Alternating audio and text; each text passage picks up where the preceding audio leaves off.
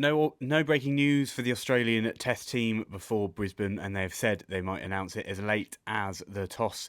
I think there's a lot of demons in the pitch that they're trying to work out to see what they should go for.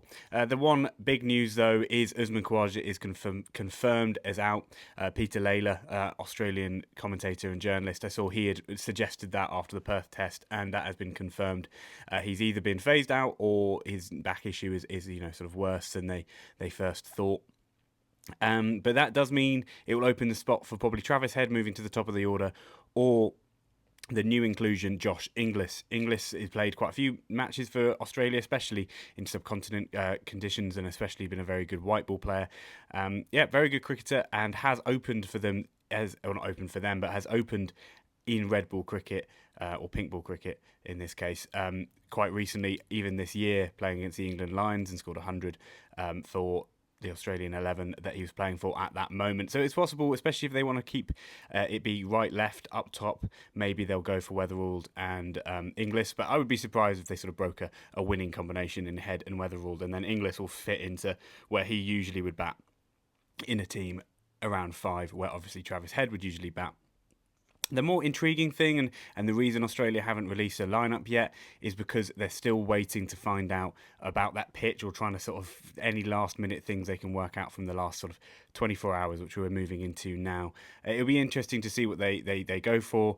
There's some outside suggestion that Cummins will be called up late, though Smith has been doing all the media and been the one doing the sort of chatting with Andrew McDonald.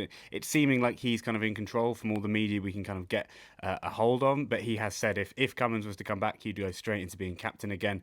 So that's an interesting little wrinkle, whether or not Cummins will come in late, and how that could affect the Australians. Again, is it me just being English and clutching at straws? Almost certainly. If it's not going to be Pat Cummins, it just sort of depends if they're going to go with or without Nathan Lyon. They did that in the Caribbean for the last pink ball test they played, and his record at the Gabba isn't brilliant. So they'd either similar to England, go for an extra batter effectively with Bo Webster, who can bowl you a bit of part-time spin as well. I think that's the most likely situation. Of course, he can bowl pretty good medium pace himself, Bo Webster, and from a very high release point at that sort of 6'5" frame. He also adds a bit more extra batting. I mean, having a batter of Webster's calibre at 8 would be really, really impressive.